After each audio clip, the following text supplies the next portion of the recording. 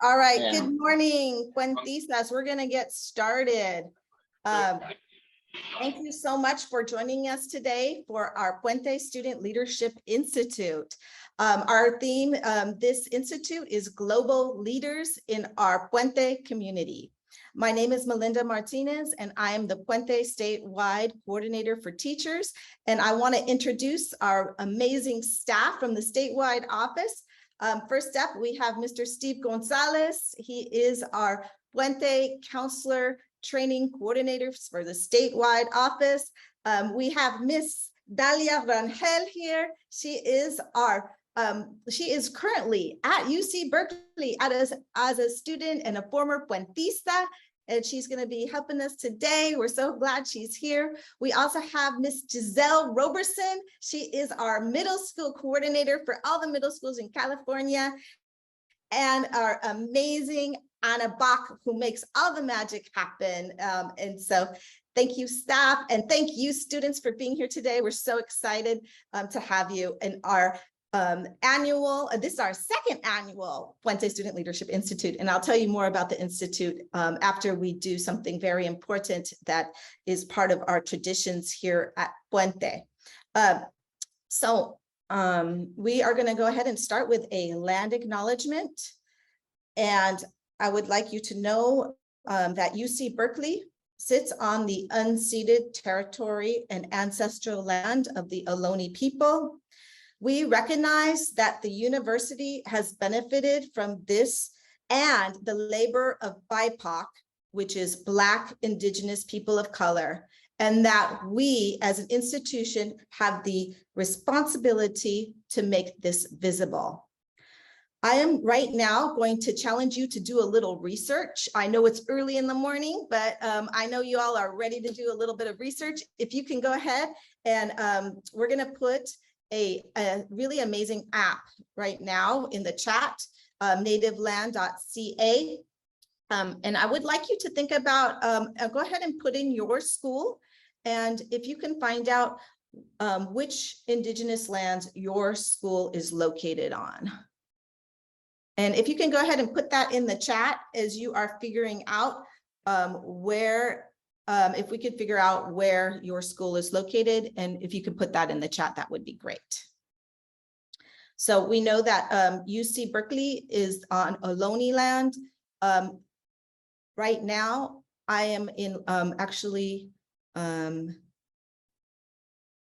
not at the university, but in Los Angeles, which we are the Tongva people here. And you know, the reason that we like to do this is because as current leaders and future leaders, it's important for us to uplift our Indigenous communities. And what we want to do is we want to make sure that, you know, we uplift this because we want to be inspired to really be in community with our Indigenous people as we support their communities, as we try to heal the land, as we try to move forward. We're trying to honor our past and actually looking forward to our future with gratitude. So we have Ohlone land. We have, I see that we have the Corona is the Liseño or the Payo Kumish people. And so I encourage you to think about how you can research about, you know, where your school is sitting, what kind of issues come up for, okay, Laura is in Tongva, what kind of issues come up for your schools and your communities there. And yeah, and, you know, things like, you know, why do we not know the names of the rivers and the oceans and the land where we are now? What is the history that has kept us from that knowledge? And how can we, you know, as leaders, look to that knowledge and see what we can, you know, what we can learn and how we can support these communities? There are still a lot of issues out there, and there's you know, as leaders, it's really important that we get involved when we can. And so we really want to uplift that. Okay, Savannah is on Tongva land. Norte Vista is on Tongva land. We have Tongva. We have Akachemen or Waneño. We have Tongva for Centennial. Ohlone, thank you. All right. So thank you so much for putting in that research, Me Walk for Pittsburgh. We really appreciate you taking the moment to do that. A little bit about PSLI. This is a leadership institute, and we are so happy to have you here as representing, as you can see, from schools all over California. This Leadership Institute has been in practice for the second year now. And what we really want to do is, and the reason for you being here is that you're coming together with Puentistas all over California to learn about what's happening at other Puente schools and how we can support each other, what great ideas are out there. We also really want to highlight, what kinds of actions and things as you are continuing your leadership at your schools that you want to consider. We have an amazing keynote that is going to be hitting on that. And then we're going to really be looking at too, like, how can we take care of ourselves as leaders? What's really important to make sure that you stay strong, that you stay healthy, and that you stay involved. So we're going to do a little bit of self-care as well. And that is going to be pretty much our day. So excited to see you. And without further ado, I'm going to go ahead and introduce our amazing keynote. So Rudy Monterosa Jr. is an award-winning first-gen attorney. He earned his bachelor's of psychology at Stanford University. And right now he is also practicing law with his own law firm, and he's an adjunct professor at Notre Dame University Law School. And he is teaching classes in immigration and nationality law, and also co-teaches the public defender course. So we're super excited to welcome Rudy. Thank you so much for joining us, and let's take it away. Buenos dias, Puentistas. I don't think I can hear everybody, but I see it. If everybody can give me a silent cheer, at least I can see that on the screen. All right. Stephen, I know you're a little tired, but it'll get better as the day goes on. Edgar, I see the energy there. Mithran, I don't see your hands up. All right. It's a good way to start. Melinda, I wanted to be able to have a nine acknowledgement. I am speaking to you from the lovely campus of Notre Dame, and she's leading by example, so I'll follow that example. We acknowledge our presence in the traditional homelands of Native peoples, including the Wadenosoniga, Miami, Peoria, all of the Potawatomi peoples, and particularly the Pognek, Pokagon, Potawatomi, who have been using this land for education for thousands of years and continue to do so.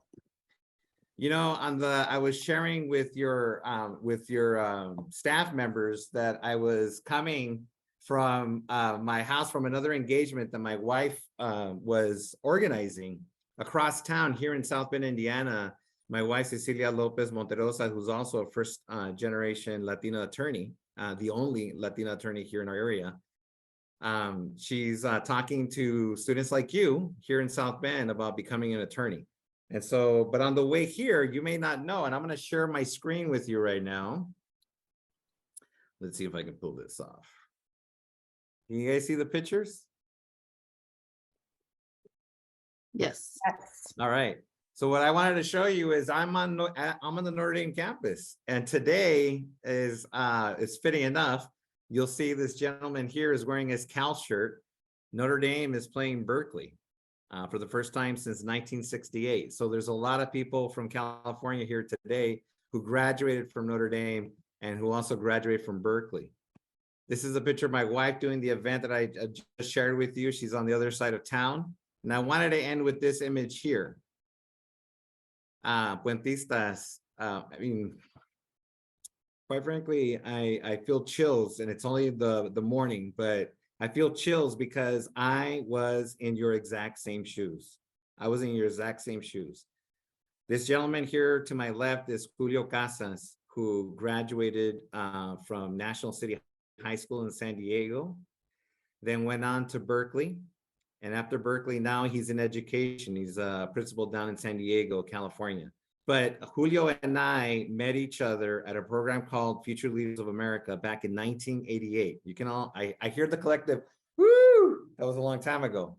But I wanted to share that with you that today we're going to be enjoying a football game, but it's because of now we get to have the luxury to be able to go across the country. He came in this morning from San Diego, California, just to go to a football game. And he's here with his friend, Michael Paul Mendoza, who I also met at a program like Puente back when we were in high school.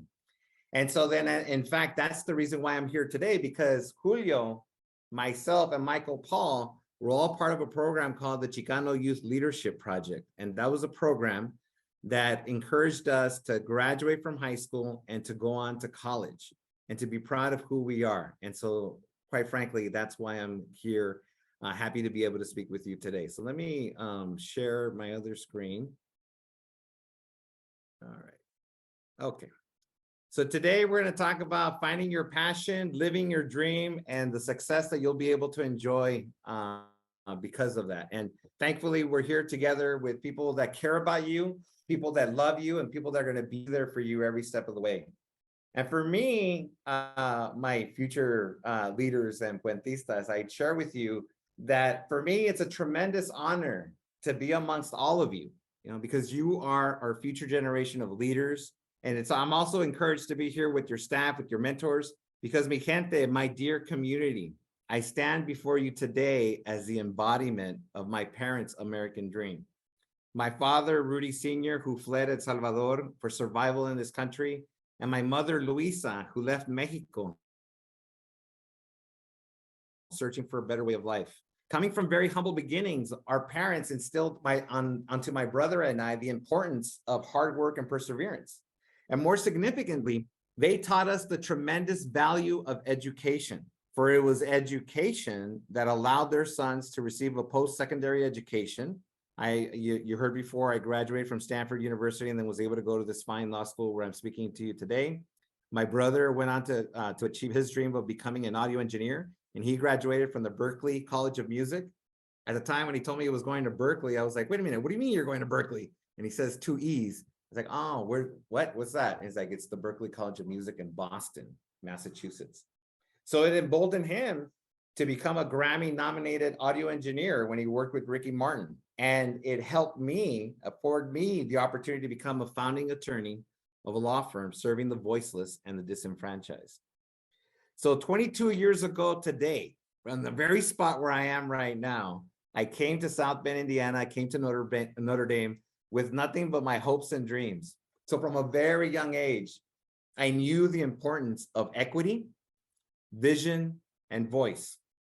And in seeking to become an attorney, I sought to incorporate those values so I could become an advocate for my community, an advocate for our community. And that's why I'm speaking to you today. Nationally, everybody here, we've gone through a tremendous thing that affected everybody in this world, right? We went through a global pandemic. In fact, the reason why we're talking here today in this forum, someday we'll be able to be in person, but it's because we're still suffering through this pandemic, through COVID-19. And I know that many of you, whether you know it or not, you're trailblazers. You're trailblazers because you went through something that we never went through. And that was a global pandemic when we were in our formative years, right? You were used to going to these meetings by Zoom. You're used to going to these meetings, to going to school by Zoom or by WebEx. That's something all that we had to learn. But I'm hoping that by today and throughout this year, that we'll be able to provide you with tools so that you can take that experience that you went through and become the leaders that we're expecting you to become. And so in saying that, I recognize that you, our future leaders, our youth, you're going through the same stuff that we're going through, right? And I just mentioned the pandemic, but I also want to recognize the tragedies that happened in Chicago, Illinois, with the shooting that occurred out in our area. I want to recognize and acknowledge the folks that lost their lives in the Uvalde shooting. And I wanted to recognize, since we were so close to what happened on 9/11, to what happened when the towers fell down. But what I wanted to mention is it wasn't just adults that went through that. It was our youth, especially when we think about the Uvalde shooting. And so knowing that our youth have these challenges and have these obstacles that can come before them, I'm hoping that today and throughout this year, through the program of Puente, that you'll be able to find the tools and be able to find the support necessary in order to be able to press forward. So with that, I'm going to share a little bit about my life, and hopefully you'll be able to find some inspiration in what I went through. And then we'll a little bit of time towards the end so that you can ask any questions if you have any. Are you ready? Are you ready, Steve? All right. Steve ya se despertó, I can tell. All right. So the first thing I would tell you is that I was born in San Francisco, California. And I think I mentioned before that I grew up in a small town called Bloomington, California. I saw that we had some students from Riverside. And so then that was the area where I was from. So I was born in California. My mom loved to move. So we lived in San Francisco. We went down to San Bernardino. We were in East LA for a bit. Then we went to Baldwin Park. And then for a while, when it was too hot, we went to Arizona for about a year. And then finally, we settled in Bloomington, California, which is a real small town right next to, like I mentioned before, Riverside, Fontana, San Bernardino. If you're going from LA to Las Vegas, we're in the middle point. So now I'm a South Bend local. I live here in South Bend, Indiana. Proud to consider myself a Chicano lawyer. And when I first started working here in South Bend, I was one of the few attorneys. And now the Latino Bar Association in South Bend, Indiana has doubled because my wife works here too. So not something that's not very common, but you'll find that throughout the country, as we start receiving more people of color and getting more representation in professions, we're starting to be able to fill those roles that traditionally weren't filled by people that look like us. So the first thing that I wanted to do is, like I mentioned to you before, how many people saw the movie Coco? I'm looking at yeah. So I loved Coco. And what I really liked about Coco was the importance of being able to recognize where we came from, right? And so when I think about where I came from, I acknowledge the fact that I'm first generation. And I also acknowledge that my parents had laid the foundation for the rest of my life. And if it weren't for them, I wouldn't be where I am today. And so then in acknowledging those roots, the fact that my parents, who they are, I remember, right? That I was on my father's shoulders, that it was my family that helped raise me. I'm the older one with the really short shorts. I should have been wearing that day. And with my mother with the really cool bandana on her head. And this is my father who passed away at the beginning of the pandemic, and we still recall him today. But anyway, my father, I'll share with you, came from El Salvador. And when he was born in the 30s, and he would tell me this picture here, I put it in there because he would remind me that when they were kids, they were so poor that my father would look at this river that we're seeing here, and he would see the image looking back at him, and he would pretend that it was a TV because they couldn't afford a TV.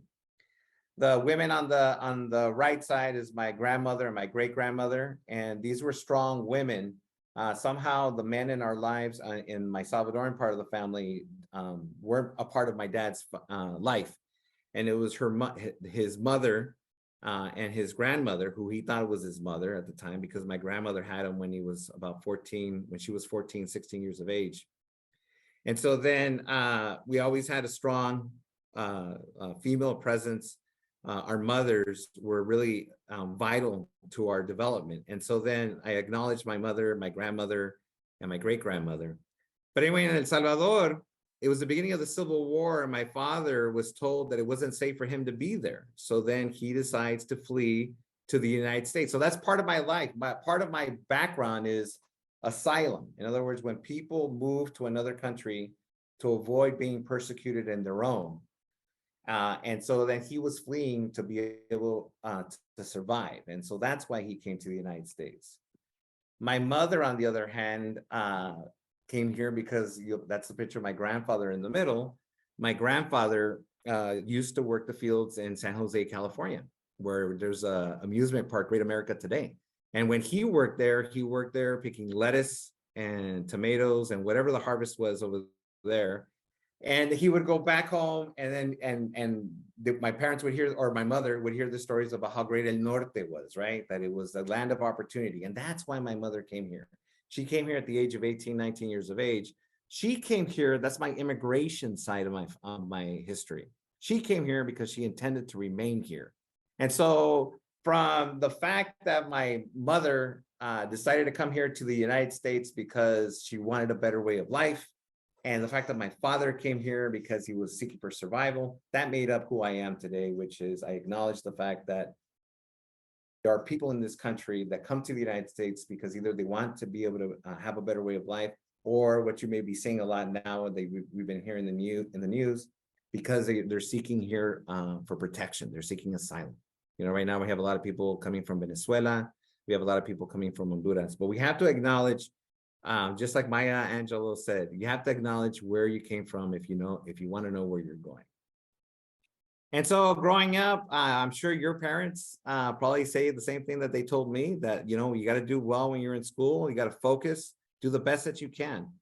And so then growing up through school, you know, that's back in the day when I had all black hair. That's what my parents told me, right? My mother always said, nadie es mejor que tú. Tú eres el número uno. You're number one. And you know, when your parents keep saying this to you and they keep stressing this to you, and I'm telling you now, each and every one of you, because you wouldn't be here today if you weren't number one, if you weren't leaders, that you start believing it, right? So I'm telling you, Edgar, I'm telling you, Jasmine, that you are the leaders of our future, right? That you're going to be the leaders in your school. That's why we're here today. And so my mother kept on telling me that, and I believed it. And you know, for me, what really was a pivotal time in my life, this is when I was your age, when I was in the 8th, 9th grade, I went to a program called Future Leaders of America. And in that program, like Puente, they told us that whatever you wanted to be, you could be. And more importantly, it was at this conference that that I started seeing professionals or people that were going to college, like, because nobody in my family had gone to college. Nobody in my family had was a lawyer. So then at this conference was the time when they made me, right? Here I am. They made all of us give a speech. It was the first time I gave a speech in front of an audience. But it was instrumental in creating the person that I am today. And in fact, it was at that conference that I served as a mock trial witness. And the gentleman that's cross-examining me right here, his name was Judge, well, at the time he was an attorney. It was John Pacheco. Today, he's the Honorable John Pacheco. If you go online today, for those of you in California, I don't know if it's going to cut through your the conference, but at 4 o'clock today, there's going to be an interview. And he's going to talk about this very moment in time, which is that for me, the picture's right there. It's really rare when you have the opportunity to be able to photograph the moment that your life changed. And this right here is the photograph where my life changed. Because here, what that young man there is saying is literally, if he can do it, I can do it. And that's what I'm telling all of you today, right? Whatever it is that you want to do, you're going to be able to do it. But more importantly, find somebody, right? Talk to Giselle, talk to Dalia, talk to Melinda, talk to Steve, talk to Josefina, right? All of us are in different career paths. You heard earlier today that I'm a professor here at the law school where I'm speaking to from, that I'm an attorney.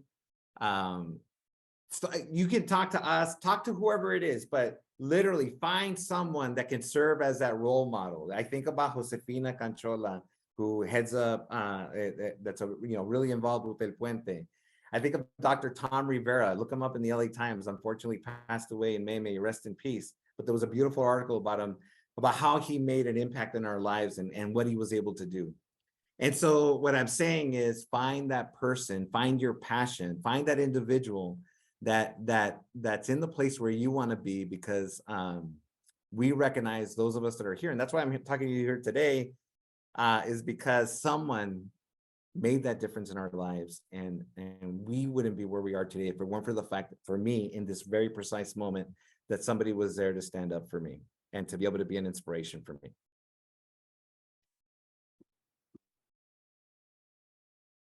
So from then, I went ahead and I lived that dream, right?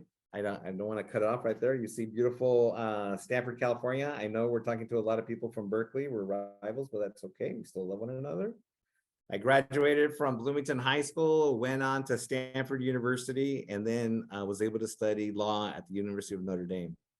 And then here, I just wanted to be able to show you another picture of my father. That was one of the last moments that I saw him when he was in good health.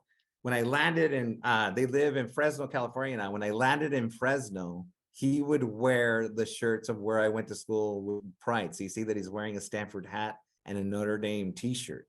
And he was proud of that, right? He was proud that his son was able to go to Notre Dame. He was proud that his son was able to go to Stanford, proud that his son was able to go to the Berklee College of Music. But I share this moment with you to have you remember that the best way that you can pay the sacrifices and the hard labor that your parents have gone through is to do well in school, right? That's the way that you can pay them back, is to do well in school and to do as best as you can so that you can achieve the dreams that you want to achieve.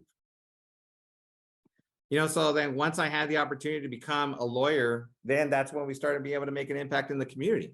So for me, when I first started practicing law, I decided that in the area where I am, there weren't a lot of people that spoke Spanish, professionals. And certainly there weren't enough lawyers. So when as soon as I passed the bar, I did what not a lot of people do, is I went ahead and opened up my own practice. And it was because of this gentleman that you see in the rope here.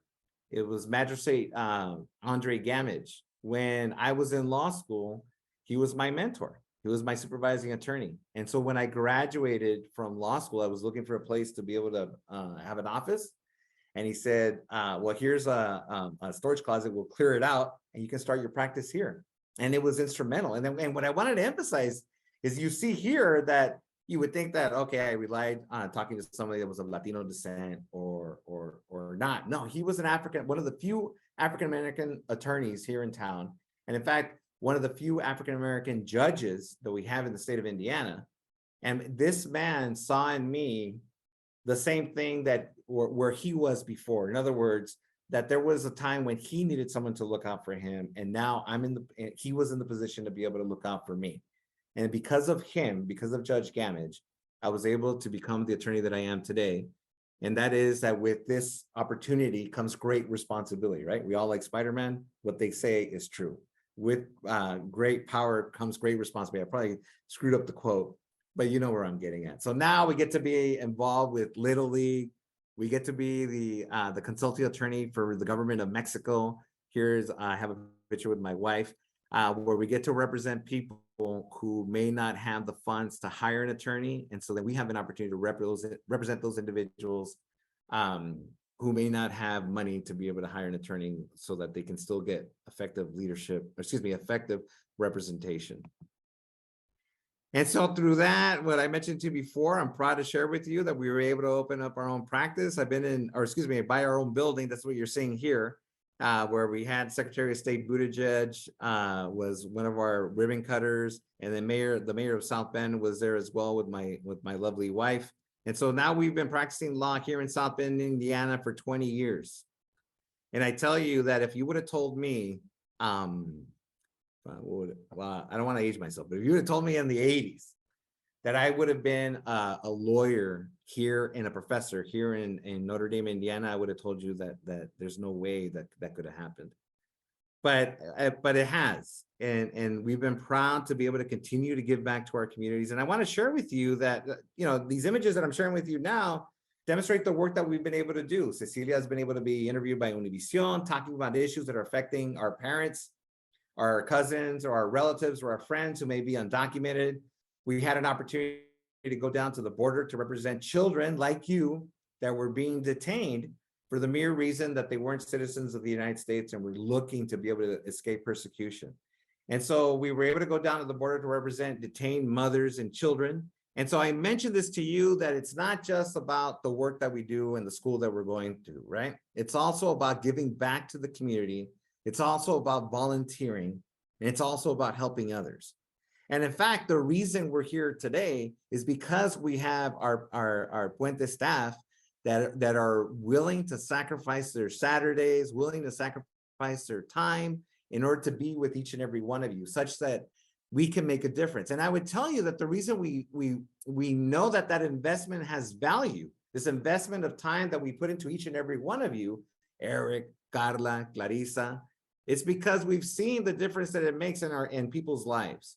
I know that all of you, how about, I'm going to put this in gallery mode, I don't get to put in gallery mode, but if you guys want to turn off your screens or turn on your screens, because I'd like to see you, raise your hand if you know somebody who's a dreamer or somebody that's about your age that's undocumented, that maybe that doesn't have the proper documentation to be here in the United States.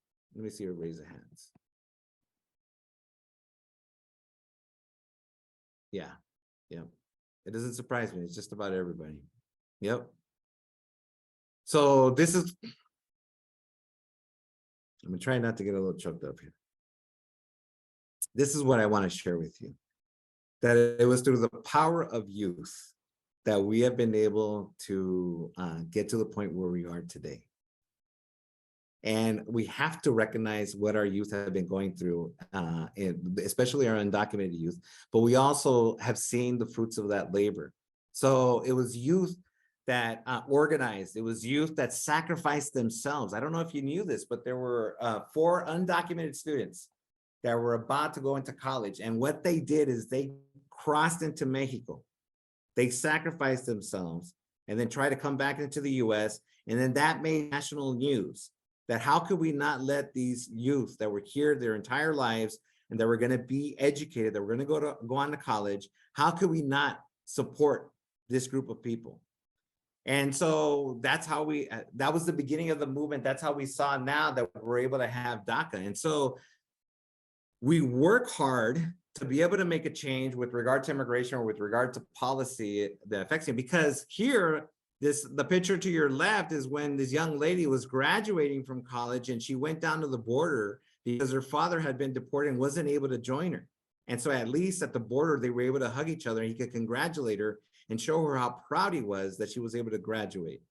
On the right, you see a picture of a woman that used to work the fields, in those very fields with her parents, and she graduated from from college with honors. At the bottom, these were twin brothers. One, they came here to work as migrant farm workers, working the soil of our land, doing the work that nobody else wanted to do. And both of them were able to go to college, and both of them are doctors today. On the left is when the one brother graduated from UCLA Medical School, and on the right is when his brother graduated from Harvard Medical School.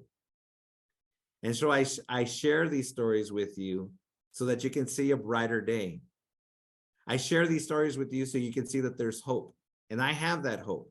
When you take a look at that word puente, this is a picture that we took when it's cold here in Indiana, right outside of my house. But I think it's a lovely day because it shows the sunrise. It shows what opportunities on the horizon.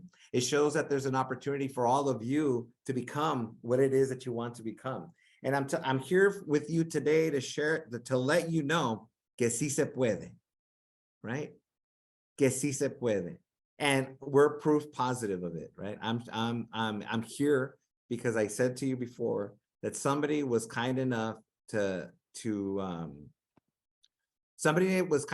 be able to take time out of their lives to be able to say that see that you can be whatever it is that you want to be, and that you can make a change and make a difference in this world. And so with that, I wanted to be able to have each and every one of you recognize that you're leaders, that I'm proud of you. I am so glad that you took the time to be able to be with us this morning. I am hoping that you recognize that everybody that's on the screen here, I know that we're virtual, but know that you're going to be seeing each and everybody here throughout the rest of your career, because all of you are going to start getting involved with academic decathlon, mock trial, quiz bowl, sports. And so the people that are here with you today, the Puentistas, these are the folks that are going to be the bridge for your success. So it's not just us. It's not just the mentors, the professionals, the staff members. It's going to be your peers. And so I'm looking forward to what you're going to be able to do with your lives. I trust that you're going to have a beautiful day today with the Leadership Institute.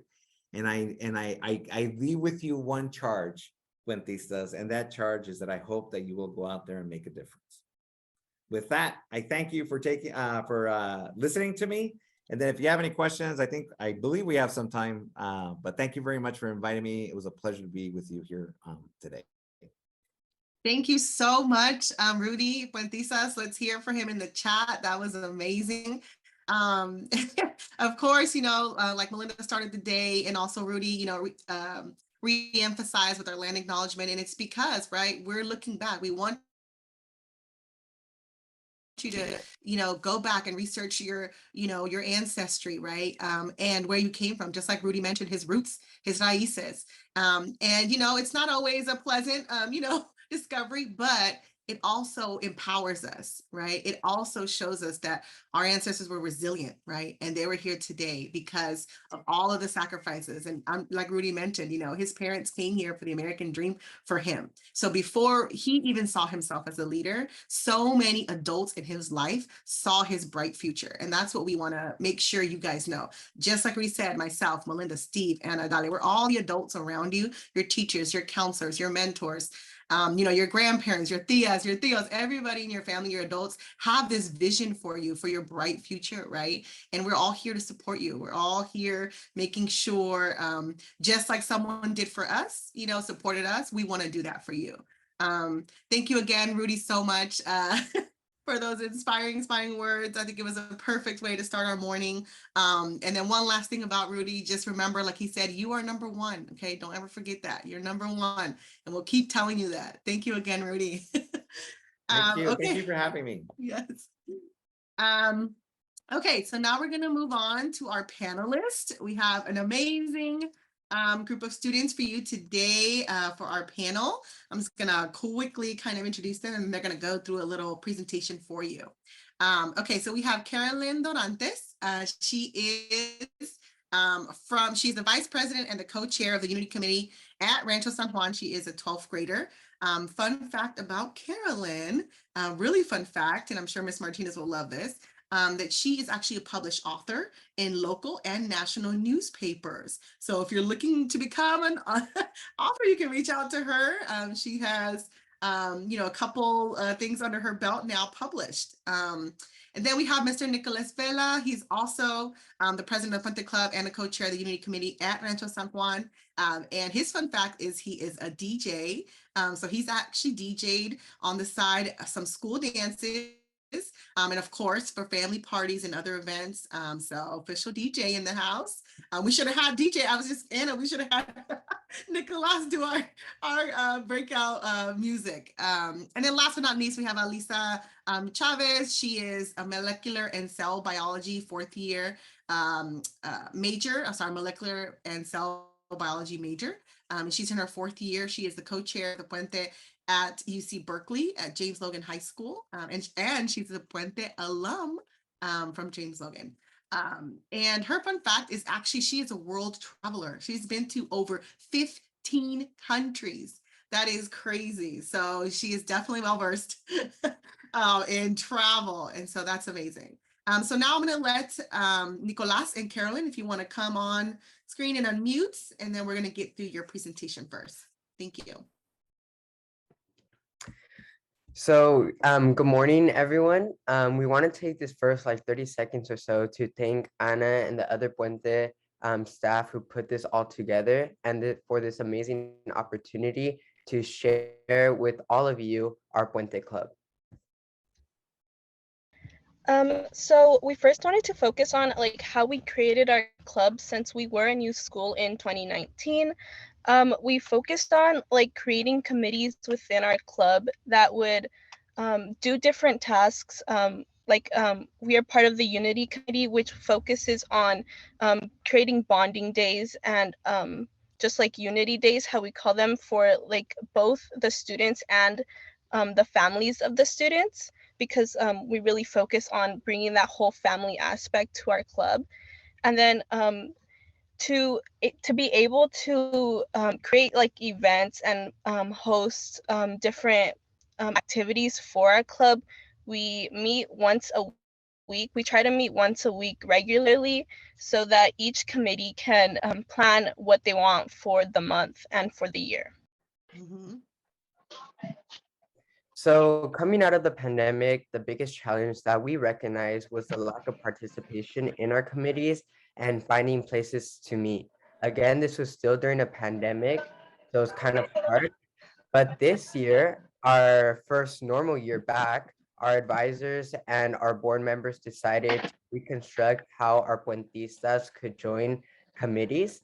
So to be a part of a committee this year, our Puentistas have to apply and get accepted by the committee chairs, making like making the committee process more significant and optional.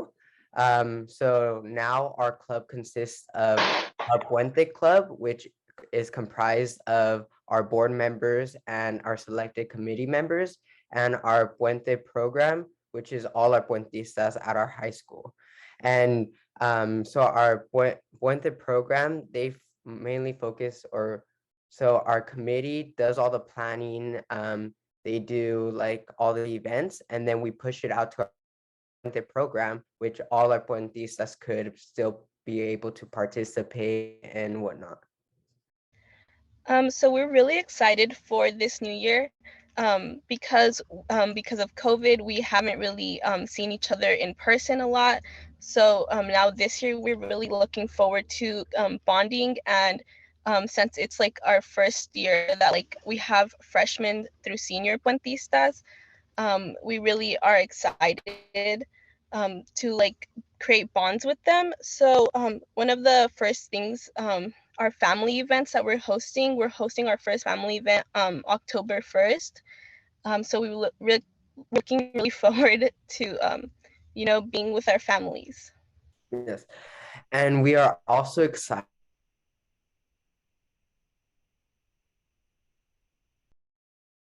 are actually going to UC Davis next month, and we are planning a SoCal trip for our seniors and juniors in November. We look forward to having these college trips, as many of our students, it's their first time going to like a college campus, and this really inspires our students to pursue like, or just dream of going to these type of schools. And then we're finally looking forward to our Unity Days. We're looking to have a Unity Day every month, so that we can create a tighter bond within the program. Thank you. And we'll be hearing a little bit more from Nicolas and Carolyn. And now I want to pass it over to Alisa so she can show you a little bit about her program. Alisa? Sorry, my voice. Okay, good morning, you guys. Again, thank you to everyone who made this event possible, and shout out to all the students here on a Saturday morning taking initiative in their like academic and professional life. I love that for you guys. Next slide, please. Okay, so the question was like, how do you start a Puente Club? So I actually didn't start the Puente Club myself at UC Berkeley. I inherited it, but the way that you start a Puente Club, like at the college level, is you register yourself with the university so that like they acknowledge that you are a real club that can accept members and do things on campus. So we are a registered student organization at Cal in the service category, which means that we do some type of service in our community. The way that like we define ourselves, because like we have to like submit a constitution about who we are and what we do. We've defined ourselves with 3 pillars, which include community building, meaning we do events like socials where you play like loteria, we have paint nights.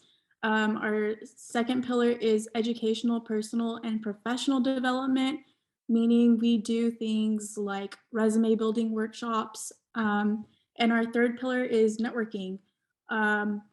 We invite like alumni back to talk to students and hopefully give them like opportunities to meet someone in their like ideal career field. And then who we recruit, well, anyone is welcome to join Puente at Berkeley, but we especially advertise as ourselves as a club for first gen, low income, or like students of color, just building a community for them. But again, like we accept anyone really that's contributing to like our positive community environment. And then we have 3 committees that students are welcome to join at Puente at Berkeley. So aside from like the events that I mentioned earlier, we do 3 committees. One of them is Winton Warriors, where we go to a middle school in the Bay Area and we have a mentorship program with them. Our second committee is Tours and Panels. So we invite schools or they request to come to our school and we give them a tour of Cal and offer them a perspective while we're giving the tour as like first gen students that made it to a 4-year, giving them like a real talk about what UC Berkeley really is and not so much trying to sell them the school. And then our third committee is community college outreach, where we actually go to the community colleges and give like panels and presentations. And about like the recruiting thing, like how we communicate with our members, because we aren't in like a classroom setting in college. So we actually have to like have a way to communicate with our members because we don't have a set time to see each other like you would in high school. So to do that, we use one of our main messaging platform is Slack, which is kind of, I guess it's replaced like GroupMe kind of in like the college scene nowadays. So it's kind of like we talk through different channels and they're labeled like one of our channels is just for members, another one is for board members. One of the channels is where our members can talk about like random stuff. But yeah, that's where we have all our members to send like quick messages. We have ourselves listed on CalLink, which is like in college what we use to list all the clubs at UC Berkeley. So people can search us up on that and see what events we're doing because we update our page. We have our socials. We try and be really active on our socials because we find that like students want it really easy nowadays, and if they're always on Instagram. So we try and post what we're doing all the time. And I find that like students really like when we post pictures of us at our events, not so much like infographics and stuff like that. Like they want to see like what does a Puente event look like. So when I took this screenshot earlier in the week, we had like 805 followers. We already have 100 more followers just because we're posting things that we're doing. Our mailing list. So we send them a mailing list of like what's going on in the week, when to expect an event. We send them RSVP lists, and then we also like put them on other things that are happening on campus. So like the educational opportunity program on campus, though like we aren't the EOP, we promote their events for them because we figure that our members will probably be interested in things like that. And then doing things like tabling. So that's me handing out flyers in the middle of school, trying to recruit members. Next slide. Okay. A challenge that our club has experienced has been distributing responsibility. As someone who was like, I've been in Puente since I was in high school, and I was also president of the Puente Club at my high school. And then now in college too, I see like a similar problem is just distributing responsibility. So like you want to make fun events happen, but it's hard because one person ends up taking on too much responsibility and then they get overwhelmed and not everyone else is contributing. And so I found that like the solution here is defining different positions within your club. And when I say defining them, I mean like laying out all the responsibilities very clearly. So like in our club at Berkeley, our positions are co-chairs, which is what I am. So Emily and I are kind of like the leaders that oversee what everyone else is doing. We plan events. And then we check in with our other members to see how they're doing in their roles. We have a finance chair. So our finance chair is responsible of doing like all the treasurer work, figuring out how much money we have in our budget, applying for other money. We have an outreach chair. Our outreach chair reaches out to other student organizations on campus and like sees what they're doing, tries to figure out collabs and stuff, opportunities for our students, like talking to the Latinx caucus. We have a publicist, so she runs our social medias, all our posts and stuff, making the infographics for our meetings. We have our alumni liaison. She's in charge of reaching out to our alumni and inviting them back for our networking events. And then finally, we have our secretary. He's in charge of booking rooms for our events, taking notes during meetings. And so I find that like having all these different positions, make sure that no one's being overworked and that the responsibility is like shared when we're planning an event. And that allows us to do cooler things. And then lastly, something that we're excited for this semester is bouncing back from COVID. I put like the current mood is go big or go home. So like what I mean by that is COVID really hit us hard. And because we don't have the structure that you would in high school, where like we can see our members every day and encourage them to come, like we don't have that. So I have to draw attention to our club. And so like part of that has been like thinking like, what do we think college students would want to do? And like that has been like going to the A's, Latinx, and Hispanic Heritage Night. I planned that with the state office, so like I'm really grateful. That drew a lot of like attention for our club. And then for our second event, we wanted to like keep the momentum going, and we were like, what do students want to see? So our welcome back event right now is hopefully going to be Bad Bunny themed, because Bad Bunny is super hot right now, and we know that that's what students want to see, and so like we're doing it. So I guess just knowing your audience. And then lastly, I'm excited for board bonding retreats. So like I said, after COVID, like there's a lot of work to do. And I think that like your club will only be as successful as like how strong your board is. And so I want to plan these retreats so that we get to know each other. And so like basically we can bond and do fun things together, and so that we're more motivated to work with each other. Okay. Awesome. Thank you so much. All right, Puentistas, now's the time. We may have 1 or 2 minutes to answer questions. So any questions that you have for our panelists, now is the time to put them in the chat. I do have one question for them, and then we'll get to the questions in the chat. So this first question is going to be for Nicolas and Carolyn specifically. Thank you so much for your presentation. It was awesome. But a question I have for you is for high school students and middle school students who maybe possibly don't have a Puente Club yet, but are planning on starting one. Like, what advice do you have on like recruitment and you know, how to kind of like get the momentum to get that started? So it could be either Nicolas or Carolyn, either one can answer. So I could answer. I think definitely you have to, if you don't have a Puente teacher, just find someone that's really like interested in the cause of Puente. And then as far as like advertising, I would definitely say like social media, because that's a very like common in today's age.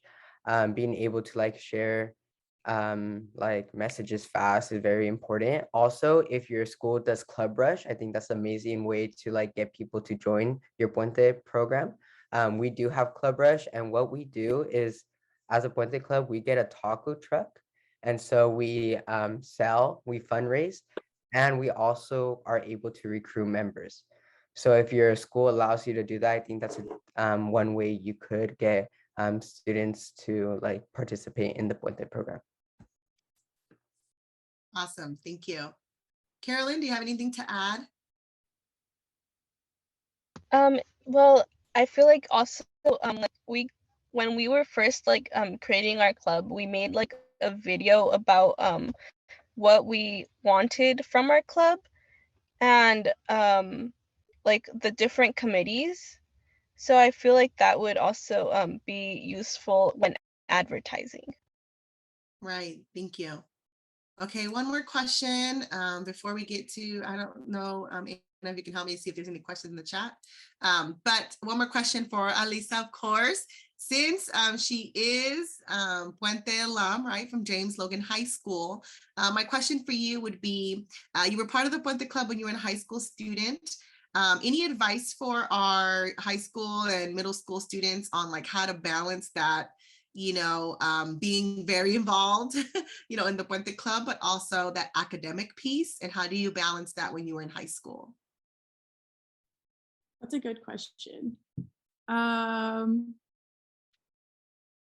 do I balance academics and like, I'm sorry, could you repeat your question? How do I balance academics and being involved in like Puente? Yes, like when you were at James Logan High School, like, you know, you said you were Puente Club president there. So that's a big responsibility. So how did you manage that as a high school student with all those responsibilities? Plus, you know, like a lot of our seniors in the room, like applying to get into Cal, right? This is before you got in. And all of those stressors, like how did you manage that stress, and how did you balance your like Puente Club duties with your academic, you know, requirements? Good question. I think part of it was just realizing that there was people around me that wanted to see me succeed and who like wanted to help me if I reached out. And that was like talking to my Puente staff. Like I was really close to my counselor and my Puente teachers. Another big one was reaching out to the parents of Puente. So I don't know about your guys' school, but my school had like a parent committee that would come. And so at these meetings, I would talk to them like, hey, this is the stuff that we're planning and all this is on my plate. How can you guys help me? And the moms that would come were so nice, and they would like come during like school hours and help us set up events. And so that allowed me to focus on my academics as well and on my applications. Awesome, thank you. Okay, we have literally 1 minute and a half. And this is for Carolyn and for Nicolas. And from Giselle. Oh, my tocaya. Hello, Giselle. How do you guys hold unity days that include parents? So either Carolyn or Nicolas, you guys can unmute and answer that. Yeah, I can. Mm-hmm. I can answer. So, our October event is going to be held on a Saturday. So our school allows for events during the Saturdays because the janitors will be there. So we hold it on Saturday, and it'll be like a potluck. So like the parents and students can bring food, and we can just you know, be together, and we'll have also like activities so for the students and the parents to do. Nicolas, anything to add? Yeah, and then during these like unity day / parent days, we also like invite like performances from our students to perform. Like last year at our banquet, we had like a baile folclórico. We had 3 students perform like a song, and then we also like communicate with our parents through our students. So we hold meetings, and then we tell our students to tell their parents. And it's kind of like a mandatory thing where they have to come to our events. But that's kind of how we get our parents involved in our unity days. Awesome, thank you. Go ahead, Puentisas, put your love in the chat for Alisa, Carolyn, and Nicolas. Thank you so much for being here and being our awesome panelists. We are just on time, reach for our 5-minute break. But if you have any questions for them, please feel free to put it in the chat still during the break, and we'll get it to either one or any of the 3 panelists. So if you still have questions, just put in the chat and we'll get it to them. If not, we're going to take a 5-minute break. You can go ahead and turn off your cameras, relax, and we'll be back here at 10:05. I believe Ms. Bach will be putting on some music for us, and then we'll be back at 10:05. Thank you. Thank you. Hello. Hi, everybody. Thank you for being here on a Saturday morning. So I would love to start with a short meditation. So if everybody here would find a comfortable seat, and you're welcome to put your back up against a wall or the back of your seat, and just roll your shoulders back a couple times. And then you can close your eyes if you like. Or if you don't want to close your eyes, you can just take a soft gaze out in front of you. Together, let's take a big breath in through the nose and a big breath out of the mouth.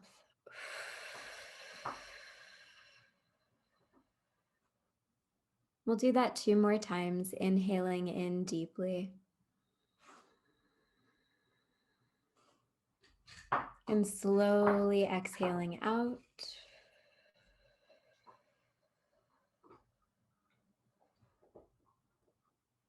One last big breath in and slow exhale out. And give yourself an opportunity just to start to settle. So our minds are probably very busy taking in lots of information from this morning, thinking about the future, processing everything that happened over the last week. But see if you can give yourself an opportunity to just notice what sensations are present in your body. Do you feel any tightness or tenderness?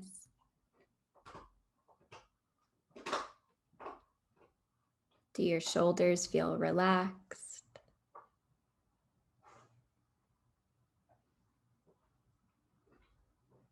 How about your jaw?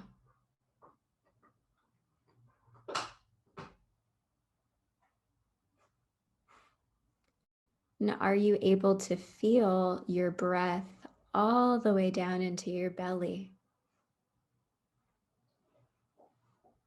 It might be subtle.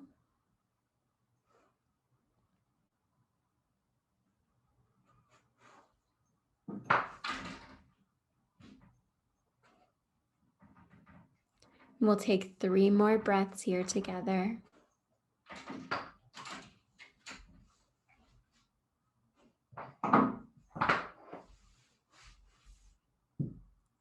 Good, and then we can come back. So my name is Anjali, and today we're going to talk about self-care. We're going to talk about what that means for you as an individual and what that means for you as a leader.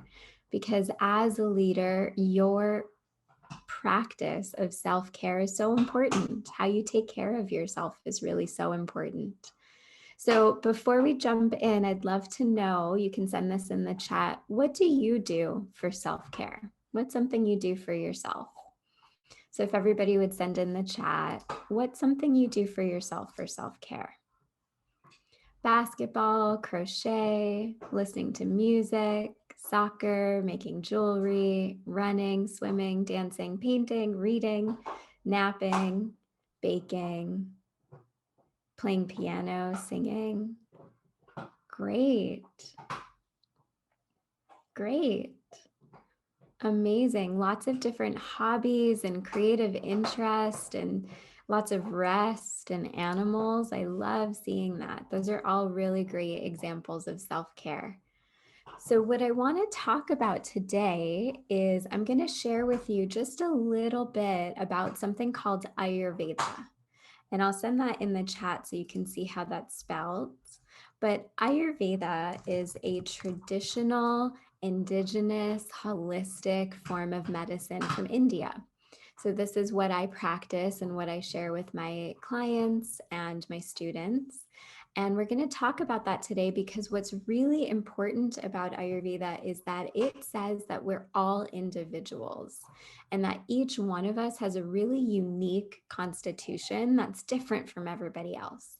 So your needs, like how much you eat and how much you sleep and how much exercise you get, when you should exercise and what you should eat, all of this depends on your unique constitution. So we're going to share a little bit about that today. I will keep the chat up and I will save some time at the end for questions. But if any questions come up as we're talking, you can feel free to send them in the chat. Okay. So this first word here, Ayurveda, means the science of life. So today we're going to look at the science of life. And the doshas mean constitution. So we're going to look at 3 different constitutions and start to get to know which one we might fit into. So Ayurveda, if you've ever heard of yoga or you've ever heard of meditation, they all come from the same place as Ayurveda. And this is how we take care of our body. And it's at least 5,000 years old. So it's really old, it's really wise, it's really traditional. And the 3 constitutions for today, we're going to call the butterfly, the tiger, and the elephant. So you can start to think about what these feel like for yourself. So when a butterfly is healthy, this type of person tends to have a thinner frame. They tend to feel cold in their hands and their feet. They tend to get dry skin, and they tend to have a lot of energy. So they talk quickly and they think quickly and they're really creative and they're coming up with new projects all of the time. And they love to be social. They love to try new foods. They love always just being excitable and having lots of energy, kind of like a butterfly. Whereas the second constitution that we're going to talk about, the tiger, this is somebody who tends to have more of a moderate height and weight. They tend to be a little bit more athletic in their builds, and they tend to run warm. So maybe you don't wear a sweater when everybody else has a sweater on. Maybe you can't sleep with as many blankets, or you have to have the AC set cooler, something like that. And the Pitta, the tiger personality, is somebody who really has a lot of drive, a lot of passion, a lot of motivation. So they have a really strong appetite for learning new things and for being a leader. And they also have a really strong appetite for food. So they find themselves hungry a lot. And then our third, the elephant, this is a little bit more of somebody who takes up more space. They have bigger bones, they have a bigger body frame, they move slowly, they're really methodical, they're really thoughtful, they're very compassionate, they're wonderful leaders, they're wonderful people to listen to you when you're going through a hard time because they're great caretakers. So we have these three different constitutions: the butterfly, really effervescent, kind of cold, fast moving; the tiger, which can be really methodical, really warm, really driven, has a lot of leadership qualities; and the elephant, which is more slow moving, caretaking, compassionate, empathetic. It's also cold, but not cold and dry. It tends to get kind of clammy.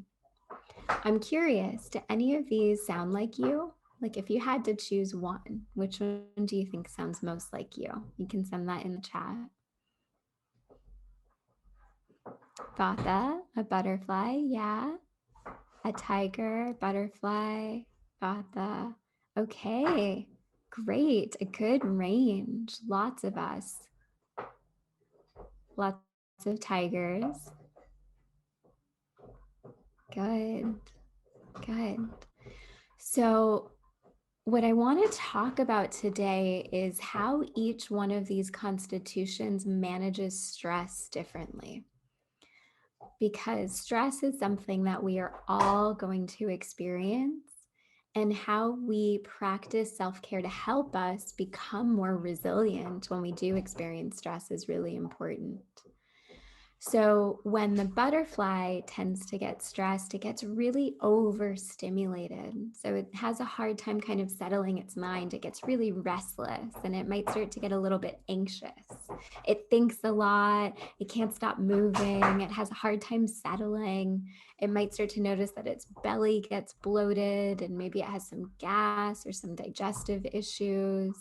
It starts to feel really cold, and it might have trouble falling asleep at night. It starts to get really kind of anxious and overstimulated, and it's checking its phone, and it's doing homework, and it's cleaning its room, and it's doing this, and then it gets kind of flighty. Whereas the tiger, it starts to get really hot. So its digestive system might start to get kind of irritable and maybe even a little bit inflamed. They might start to notice that their skin starts to get hot, and they get like rashes or acne.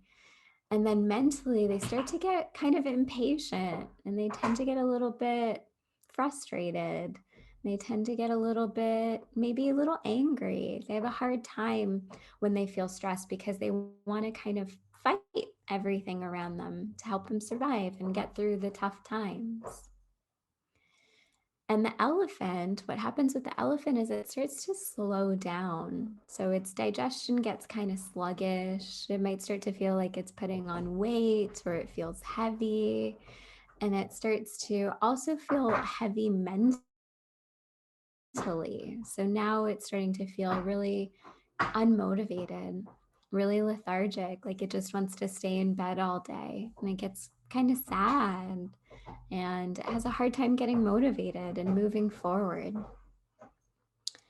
Can anybody relate to those? Does anybody feel like they handle stress in one of those ways or all of those ways? You can send that in the chat. All of them. Yeah. Yeah. Yeah. a mix of all of them. Right, a mixture. Okay, so we're gonna see what we can do to help bring a little bit of balance to these.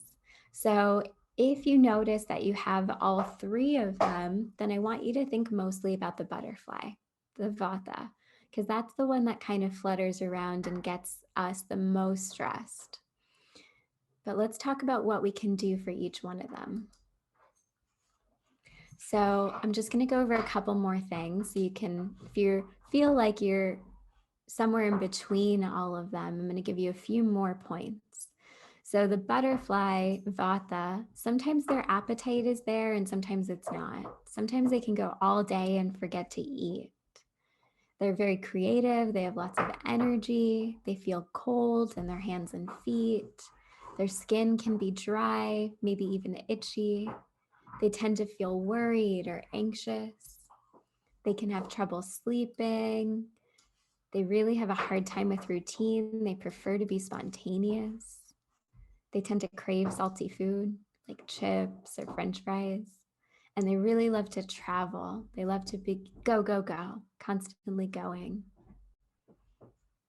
Okay. Whereas Pitta or the tiger, it cannot skip a meal. It gets really hangry if it skips a meal.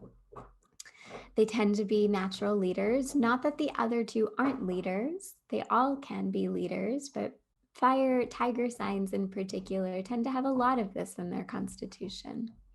They love being organized. They like to study and learn new things. They're very passionate. They can be warm to the touch, but their skin can get a little oily or a little red. They can get irritable or impatient. And they tend to crave like oily or spicy or fried foods.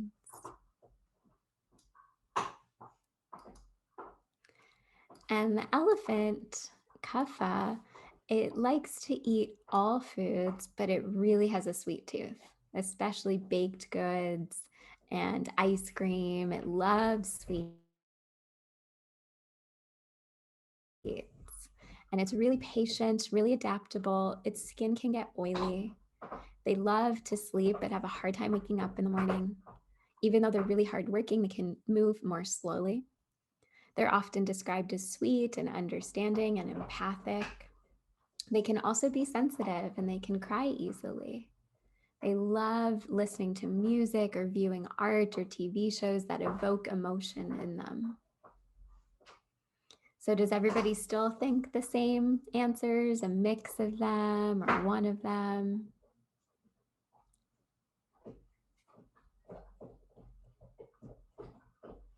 Mm-hmm. A mix, lots of mixes, yeah. Good. So if you're a mix, I want you to either think about the butterfly or which one you feel like is the most like you. Oh, good, Melinda, thank you. Okay, so if we have that vata, that butterfly kind of energy in us, there's some things that we need to pay attention to because we want to help ourselves come back into balance so that we can be better leaders, right?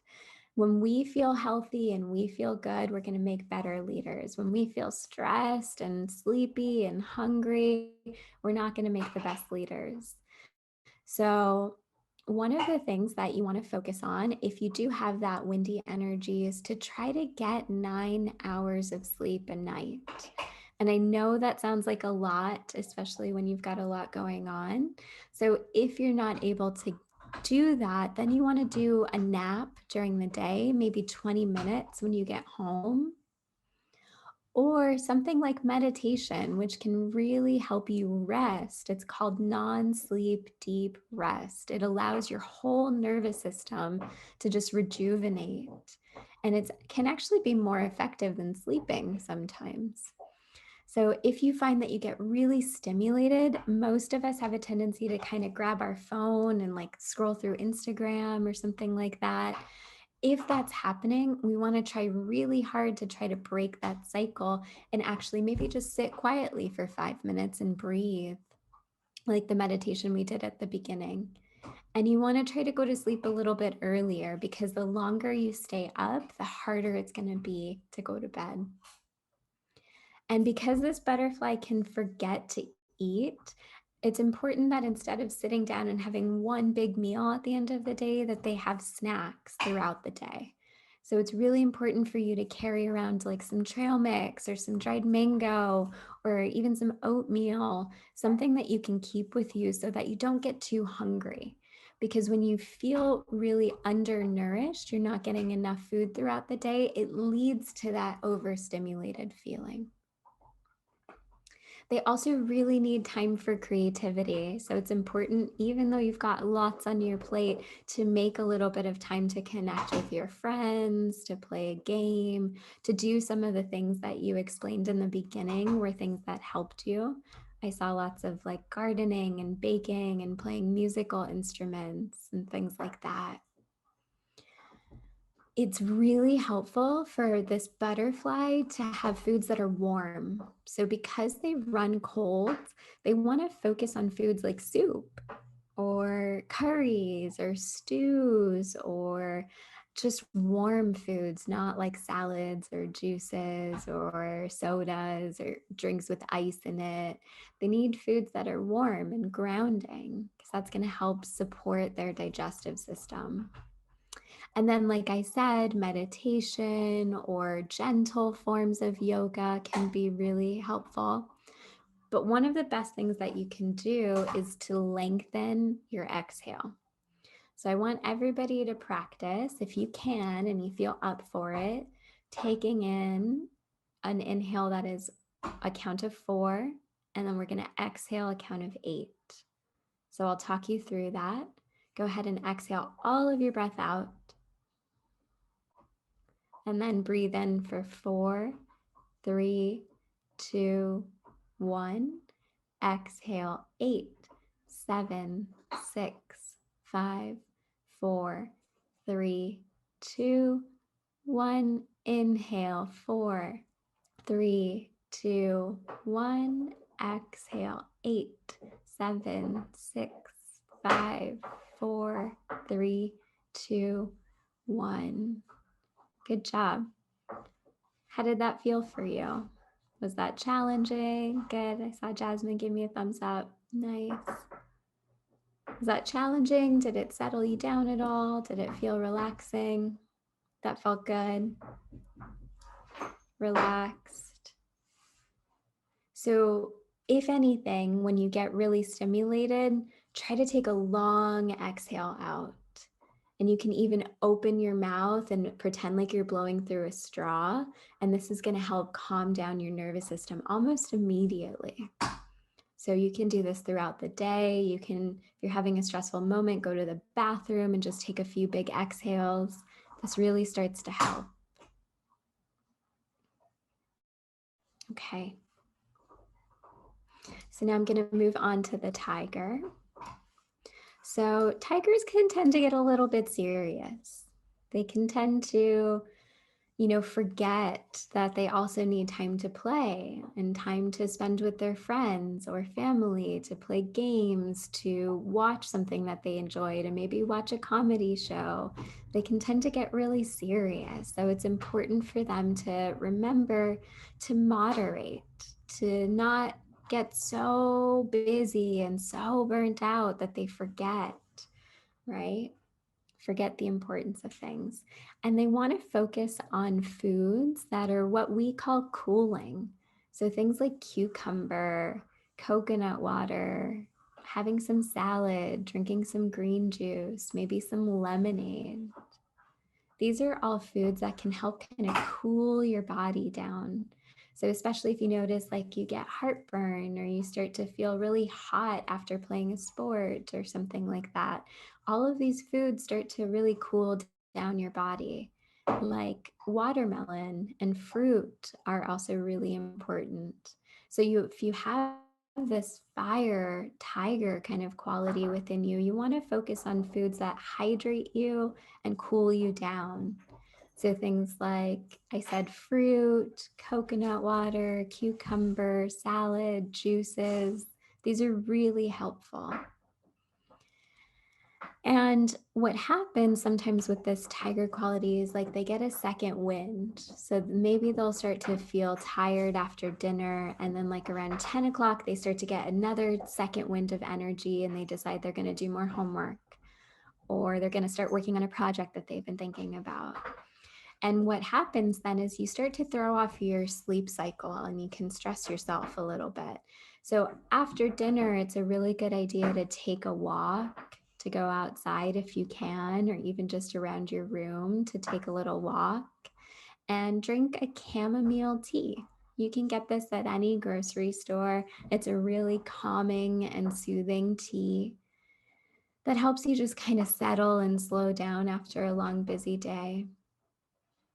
And if you live near the ocean or a lake or a creek or something like that, it can be really nice to see this cool, watery quality of the ocean to help you feel more calm, to help cool you down.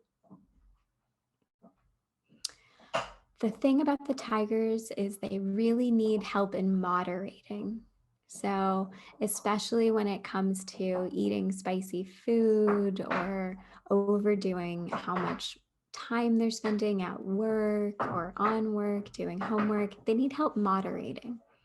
So, if you feel like you tend this way, it's good to start thinking about how do I not have to push myself to 100%, but maybe 95. Maybe I'll save 5% of my energy just for me. Okay. And so now let's look at the elephant. So the elephant does really need exercise. So doing something like you can do yoga every day, you can stretch, you can go for a walk, you can dance, you can do jumping jacks, but doing some kind of movement every day, some kind of exercise every day is really important for this elephant quality because it's going to help get them motivated. It's actually going to help give them more energy rather than making them more tired. And because their digestion can start to slow down, we want them to start thinking about having ginger tea after a meal. So ginger tea is something that you can buy at most stores. You can either get fresh ginger or you can buy tea bags of it, and you can make yourself a tea after you eat, like after dinner. So especially if you feel really heavy after eating, you can have some ginger tea. Yeah, and if you had a question, you can go ahead and put it in the chat and I'll come to you in just a minute. And just like the other two constitutions, they also need social interaction because they might have a tendency to isolate. They might have a tendency to kind of keep themselves away from their friends and family. It's important for them to do things that are social and interactive. I know a few of you mentioned baking. So baking or game nights, cooking for other people, gardening is so good. Maybe trying a new recipe. And most importantly, they need to eat lots of vegetables. So I like to say 15 different vegetables a week. 15 different vegetables a week is a really good place to try to hit. Okay, and that doesn't mean that you can't have other foods too. You can still have pasta and ice cream and cookies, but you want to balance it out with lots of veggies. So the last thing that I want to share is that no matter who you are, which constitution you are, you can practice something called mindful eating. So a lot of us have a tendency to eat when we're watching TV or we're on the computer, we're doing homework or we're on our phones and we're not paying attention to the food that we're eating. So the idea of mindful eating is that you don't do anything else but pay attention to your food. So when you sit down to your meal, which hopefully has a good combination of vegetables and whole grains and a healthy protein. So this can be like rice and beans and some sauteed zucchini and squash. And then you want to sit down at a table. So you're not standing and eating. You want to sit down and before your first bite, you want to take 3 deep breaths. So let's practice taking 3 deep breaths.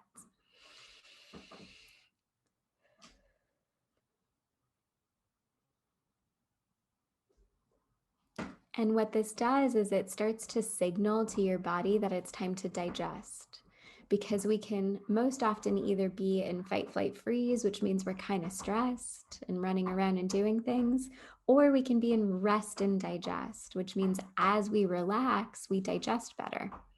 So we take 3 breaths and then we look at our food and we say, wow, this looks beautiful. Thank you to all of the farmers who grew this food. Thank you to all of the people who helped prepare this food. And thank you to my belly for digesting this food. And then I'll take a bite. I'm going to chew slow. I'm going to savor the flavor of it. I'm going to notice how it feels as it's traveling down my digestive system. And then before I take my next bite, I'm actually going to put my fork down and I'm going to take a breath. And then I'll take my next bite. So I'm not rushing through eating, which can be really hard on our digestive systems. And your digestive system is what governs your mental state. If you experience anxiety and depression, it could be because your digestion's not very good right now. It's what governs your immune system. It helps you from getting sick. It helps balance your hormones. It helps give you energy. So our digestive system is probably the most important part of your body. It's really important to help take care of it. Okay, so I'm going to stop sharing here and just see if there are any questions that I can answer before we wrap up for today. I see one question is, what are some other options of teas that can help us relax and de-stress or for more energy? It's a good question. So for more energy, you can drink a tea called tulsi. It's another word for it is holy basil. And this does 2 things. It helps relax your body so that you can concentrate better. So if you have a hard time concentrating and you get kind of stimulated, you can get a tea called holy basil. You'll see this at places like a Whole Foods or a Lassen's or a Sprouts. You can look for Tulsi holy basil tea. You can also drink turmeric tea, which is really good anti-inflammatory. So this is going to help your digestion to give you more energy. Sometimes if you feel tired after eating, that means your digestion's not working as strong as you want it to be. So if you eat food and you notice that you get tired, then you want to start thinking about something like ginger tea or turmeric tea. One of these is going to help wake up your digestive system so that you have more energy. And yeah, chamomile is really good for relaxing. So chamomile is good at the end of the night for relaxing. And there's another tea I really like called lemon balm. Lemon balm is like a basil, but it's sweet and kind of citrusy. And this is going to also help calm you down. So it's not going to make you sleepy, but it's going to calm you down so that you can focus a little bit better. So if you are noticing at the end of the day that you're feeling a little bit burnt out and you're having trouble focusing on your homework, lemon balm or chamomile are really good to help waken up your senses so that you can focus a little bit more. Yeah, what's something I recommend for people who don't like tea as much? That's a good question. I think that making sure you're drinking enough water. So whatever you weigh, you want to drink half the amount of your weight in ounces. So if I weigh 100 pounds, I want to drink 50 ounces of room temperature water a day, not cold, room temperature water a day.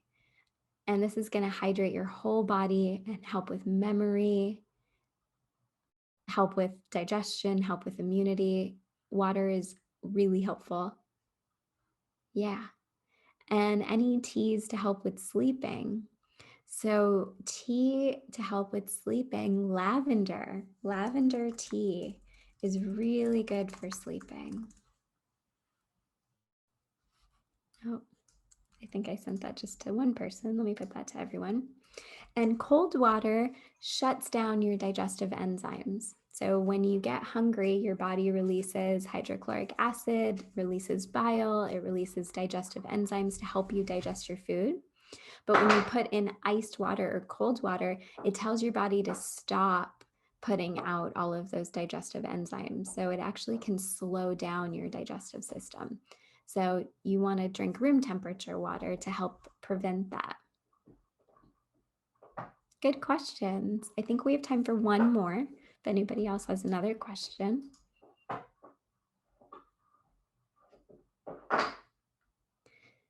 And if you don't have any questions, I'd love to know if there's one thing that you needed to focus on, like eating better, maybe more vegetables, eating more often, eating better quality food. If you needed to focus on your sleep, like getting more sleep, or if you needed to focus on exercise and moving your body more. Which one of those three for you do you think is most important right now? And you can send that in the chat. Eating and sleeping, eating better, sleeping. I see a lot of sleep, some eating. Yeah. Eating and sleeping, good. Only a few for exercise. Yeah. So a couple guidelines there. You want to eat your biggest meal in the day. So a lot of us tend to eat our biggest meal at dinner time, right? And the problem with that is that then we go to sleep with our bellies full. So we have trouble sleeping and we can develop something like acid reflux because our belly is trying to digest while we are sleeping. So it's a really good idea not to eat for 3 hours before you go to bed. So if you're going to bed at 10 o'clock, you want to stop eating by about 7. You want to have your bigger meal earlier in the day. And I think it's a good guideline for everyone to think about 15 vegetables during the week. Yeah. So I have a couple questions about how to sleep better. One is, like I just said, trying not to eat too close to bedtime. If you're eating right before you go to bed, that's going to disrupt your sleep. I would say the most important thing is that you want to have some time before you go to bed to wind down, to start relaxing. So about an hour before you go to bed, you want to turn down the lights. You want to put your phone away. Maybe you stretch a little bit. Maybe you take a shower. Maybe you read. But you want to do something that is away from your devices. So not looking at your phone, not looking at your computer, but starting to wind down your body, because what happens is we're go, go, go, go, go. We're texting, we're doing homework, we're talking to family, we're engaged in everything. And then we go, okay, it's time to go to bed. And you go to bed with all of this energy. So you want to take some time in the evening to start slowing down, to get yourself ready for bed. And that's going to help you fall asleep more easily.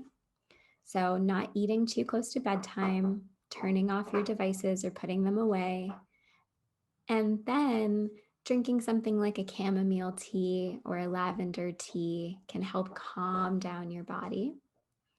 Or the breathing that I shared, where we did inhale for 4, exhale for 8, that can also really help you fall asleep. And if you find that you wake up in the middle of the night and maybe your mind is racing, you're kind of anxious, you're thinking a lot, it's a good time to do that breathing then too.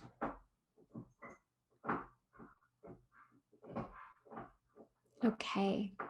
Any other questions that I can answer? Thoughts that you have about this?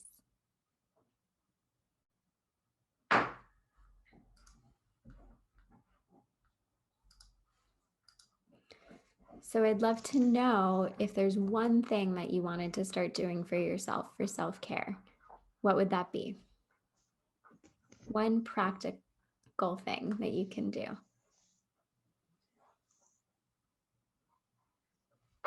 sleeping more. Yoga, sleeping more. Lots of sleep. Yeah. So you want to try to sleep between 7 and 9 hours, a minimum of 7 hours. If you're getting less than that, you're not getting enough sleep. Breathing exercises, good. Having more control over the nutrients and chemicals I put into my body, great. Sleep more and drink more water. Yeah. Fantastic.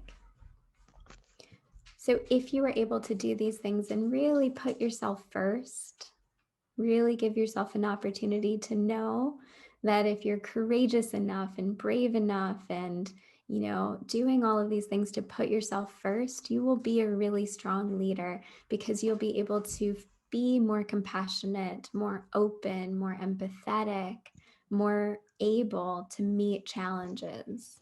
Whereas when we're tired and we don't have enough nutrition and we're not exercising, it's really hard to be those things, right? So putting yourself first and taking some of this away is really good for you. Okay, so I believe that we are very close to our time. So thank you so much for listening and for taking in all of this information and typing into the chat. It's been really wonderful to meet with you all. And I hope you'll take away something for yourself. So thank you. Thank you, Anjali. This is Steve Gonzalez. Thank you so much. Your energy is so calming. Your smile is so beautiful, and it's just wonderful just to feel your energy. I'm one of those need sleep people, and I kind of want to just rest my head on a pillow right now. No, I can't. I got to go on my day. I'm going to go play tennis, and this elephant is going to do so well. So let's give it up to Anjali, everybody. Let's give it up for her. And Thank you. thank you. Let's get all the love that you're going to get in the text, and it was really helpful advice. I'm willing to email you separately, like about drinking milk at night. That's what anyway, we don't have to. Please do. We don't have Please to go do. there. All right. Thank you all. Thank you Have a so great much, Anjali. Thank you so much. So, what a great morning we've had. The themes of taking care of yourself as leaders, the thing about finding your own passion, and finding a passion is so fortunate, and that's what I've done. Also, like how to run a club, how to organize a club, and now I'm looking at like one of the most favorite parts of our morning is like putting it all together and hearing from you, the students, the leaders. And I thought of this quote, 80% of success is showing up. That's from a famous director that I love. It's kind of infamous right now, but great movies. But just showing up this morning, there's this kind of thing. Does he say 99% of success showing up or 80%? So I'll take 80% because we're going to do in the 20% right now. So thank you all for showing up this morning. And we're going to now break into groups, our own community groups, and talks amongst ourselves. And that's what I enjoy so much about this part. So in our regional sharing part, I got to put my glasses on or go a little closer because I just have my phone. So what we're going to do in our groups, we're going to introduce ourselves, your name, location of your school, and share one thing about yourself. And then we're going to select someone to represent the group with one or two highlights. And then we're going to decide a name for the group. Okay, what we're going to have. And once you'll see what kind of groups we have from all over the place. And what are some highlights from your club? We're going to do that on something called a Jamboard. And what do you want to know about other clubs? Like, how do they run? And what do we want to learn? Like learning from each other. Okay, so we're going to do about, I got to get into my agenda here. We're going to do that until 10:45 to 11:35. We're going to share together. How fun. I love this part. We're going to be put into groups, and Miss Roberson will be a leader. Miss Martinez will be a leader. Miss Van Hel will be a leader. And so here we go. Okay, so let's go. I will start off with surprisingly my group. For my group, Myra Behenna from Westminster High School is going to report one or two highlights and what we want to learn from other clubs. My name is Mayra Baena. I'm a senior at Westminster High School, and I'm representing our group called Orange Empire.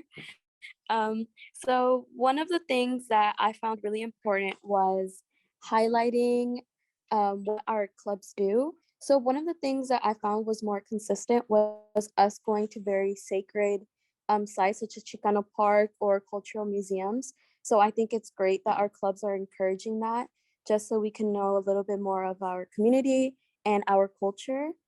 And another thing is celebrating this event, which someone put was Embracing You, which was an event for our LGBTQ community. I think it's empowering to include them in our community because they have been marginalized for many years. And I think it's good to create a safe space for them.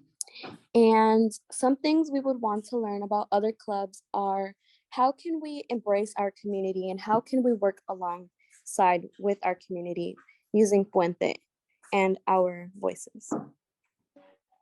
Thank you, Mayra. And Mayra is going to a ballet folklorico performance later on. That's why she's all maked up out. So don't you love our name, Orange Empire? David Munoz came up with that. So let's go next to, I'll just say the name of the leader for now, and then we could refer to them. Giselle Robertson, are you ready? Yes, Helen, go ahead and take it away. Hi, my name is Helen. I am a senior at Hayward High. Our group name is the Grade 7. The highlights we shared in our group, one of them was planning a gathering and fundraiser and recruitment at their school. I'm pretty sure it was at Oberfeld. Another highlight was a collaboration, which was actually at my school, where we gathered all our Puente students and we just gathered together to get to know each other. A couple questions that our group came up with is, one of them was, how does the recruitment process work for the students who aren't in Puente Club? And another one was, how do clubs come up with activities to engage other people in groups? And I just wanted to add an extra question is that we came up with, which was I thought was really important, is how do we recruit students to our club from other ethnicities or backgrounds? So that came up in our club. Those are great questions. Thank you, Helen, and the Grade 7. So we'll go to Melinda Martinez, our English teaching coordinator in your group. Sure. Gabriela is going to represent us. Hi, my name is Gabriela. I'm from Pittsburgh High School and I'm a junior. Two highlights that we found in our club was working with other clubs and having Puente picnics at the beginning and the end of the year to be able to bond with everyone. And then two things we want to learn about the other clubs is what kind of activities do you do in your Puente club and how do you get people involved and stay involved in the club? Thank you, Bay Grizzlies. Sorry, I couldn't get, what was the name of your reporter again? What was the name of your reporter? Adriana. Oh, I like that. Beautiful Gabriela, name. yeah. Okay. And last, Ms. Rangel, your group? Hi, everybody. So our group is called Los Activistas, and Angel Rodriguez is our representative. So take it away, Angel. Hi, my name is Angel. I'm a senior at Pasadena High School. For the highlights for our clubs, it seems like the main theme was the social gathering aspect of it. So a few of the members mentioned that they have a lot of activities outside of school. I think someone mentioned that they even go ice skating, that sort of stuff. So that was nice. And then to learn about other clubs, a lot of people had questions just about fundraising to fund activities and how to get more students interested and involved in those activities. Thank you, Angel and okay, that worked. What a great, thank you so much, everybody. And we're kind of starting, talking to each other and moving and going on with what we could actually do with this group of putting action. And this is the next thing that we're going to do. We're going to make an action plan together back in our groups. We're going to go back. So before we end, I want to talk about some things that are coming up. Now we have, this 12th grade UC application workshop that's coming up with UC San Diego. And Ms. Bach is going to add the registration in the chat. And this is how we partner up with UC San Diego, another one of our UCs. I went to San Diego State, yay Aztecs. Remember, seniors out there, oh my God, thank you so much, Ms. Bach, for putting this, the application for the PSLA, Puente Student Leadership Award. Okay, and there's certain criteria that you need, but ask your counselors to do this Friday. And that could lead, you could put that award on your application, and then it might lead to even some money. So this is our first meeting of this cohort. And like I said, we'll be seeing you again April 22nd in the spring. Are we still talking about being online or in person, team? Are we talking about being an online or in person? It will be virtual in April also. Okay. And I spoke about my group that, this is the power of things that we went through this, really, really hard time of the pandemic and us being in our own little cocoons and doing this. But I think this whole Zoom thing of bringing up all these students in the state of California together, what power. And the speaker that we had from Indiana, I mean, there's some things in the pandemic life that we're going to carry forward, and it's going to be a positive. And so we'll take the positive and move forward. And you young people will know, that you went through this time and that you survived it and you became better for it. So here's some resources that Ms. Bach is putting up from the speakers. He's a great speaker. The upcoming events that she talked about. That leadership conference is November 5th. The UC application, you could register there. Juniors or seniors could register there for September 27th, 3:34. And like I said, apply for that award. Ask your counselor. Thank you for putting that on the spot. So the final thing is an evaluation. This QR code, somebody could explain better how to get the QR code than me. I want to just look at it and be confused for a little bit, but it's in the chat too. There's an evaluation of our event, and we hope you all do it. Your comments mean a lot to us,